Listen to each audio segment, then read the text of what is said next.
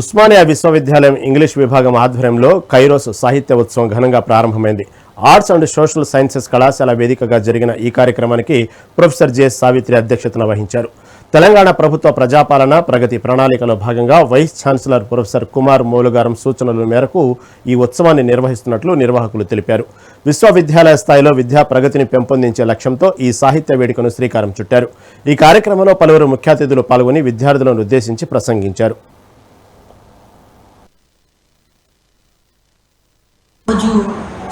Osmania university English విభాగం ఆధ్వర్యంలో సాహిత్యోత్సవం జరిగింది. ఇది రాష్ట్ర ప్రభుత్వం యూనివర్సిటీలకు ఇచ్చిన 99 రోజుల యాక్షన్ ప్లాన్లో ప్రజాపాలన ప్రగతి ప్రణాళికలో భాగంగా యూనివర్సిటీ లెవెల్లో ఉపకులపతి ప్రొఫెసర్ కుమార్ మౌలుగారం గారు వివిధ విభాగాల అధిపతుల మీటింగ్లో విభాగాలు చేయాల్సిన పనులేవో ఈ 99 రోజుల్లో అది విన్నట్టు చెప్పారు. దానిలో భాగంగా మేము ఇవాళ ఈ సాహిత్యోత్సవం నిర్వహించాము. ఇది పూర్తిగా విద్యార్థుల కోసం విద్యార్థులచే నిర్వహించే ఒక పండుగ. ఇందులో వివిధ కాలేజీల నుంచి అంటే ఉస్మానియా యూనివర్సిటీ కింద ఉండే రకరకాల కాలేజీల నుంచి విద్యార్థులు వచ్చి తమ ప్రతిభను నిరూపించుకుంటారు. ఈ ఉత్సవంలో భాగంగా చాలా కార్యక్రమాలు, చాలా పోటీలు మేము నిర్వహించి వారికి ఈ సందర్భంగా పోటీలు అయిన తర్వాత వాళ్ళకి ఈ పోటీలో రకరకాల బహుమతులు కూడా ప్రదానం చేయడం జరుగుతుంది.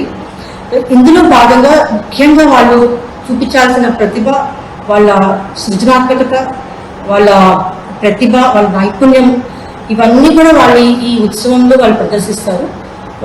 వాళ్ళు ప్రదర్శించే వాళ్ళ ప్రతిభ ఆధారంగా వాళ్ళ పోటీతత్వం, తర్వాత వాళ్ళ ఒక ప్రతిభని సభ్యంలో భాగంగా ఇందులో లిటరరీ క్విజ్, తర్వాత story writing, paint poem, poetry recitation, spell bee, lines and lenses, literary meme, literary collage, caption writing, letter to your favourite author, guess the movie dream అనే పోటీలు నిర్వహించబడుతున్నాయి.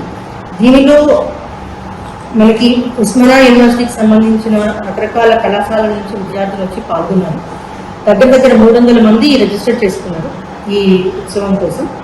వీళ్ళంతా కూడా ఇవాళ ఈ రోజు మొత్తంలో ఈ యొక్క పోటీల్లో పాల్గొని వాళ్ళ ప్రతిభను కనపరిచి వాళ్ళు తమ బహుమతులు వాళ్ళ సాయంత్రంలోకి తీసుకుని